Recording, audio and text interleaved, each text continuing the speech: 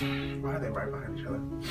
Okay. That's good though. That's gonna be some good. And literally, that's how it goes. Like, Not a Love Song, It Wasn't Real, War Alone. Y'all gonna be emotional. So, I promise y'all the next record will not be this Day of Dark. But, alright. Oh, bitch. What are you smelling my tea? They're called Potential Bays.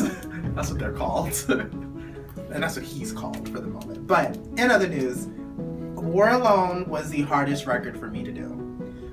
I wrote it after I was raped and robbed when I first went to DC. I dealt with it was a night of extreme just horribleness. If you want to know the full story, go watch my YouTube channel. The full story is on there. And I think it's titled The Truth.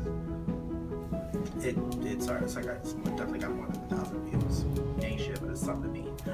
But it was extremely hard song to do. I wrote it after all of my ordeals of that night, from the abuser to the woman in the car that dropped me off and couldn't take me to the actual police station, the drama I dealt with the police, the drama and disrespect I dealt with from the taxi car driver that was supposed to be just taking me home. It was a lot. So I turned it into a song and I wrote it, and that was almost going on 4 years ago. I ain't touched that song since. I knew it needed to be on the record, but I wrote it, I sang it to myself, make sure it flowed, and I never touched it again. And with this one, and I literally made that it's the last ending song on the mixtape, and I made that the very last. I made it the very last one. I was too scared. I didn't want to visually take myself back to that point. I've grown, I've overcome it, and I'm a lot better. But it's just something I don't like to relive, because it was literally the worst experience I'd ever dealt with in my life.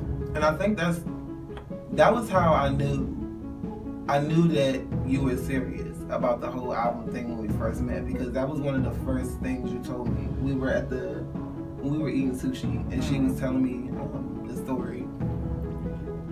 Because a lot of people want to do music and want to make albums and stuff like that, but most of the time they're real iffy, or they don't see through, or whatever it is.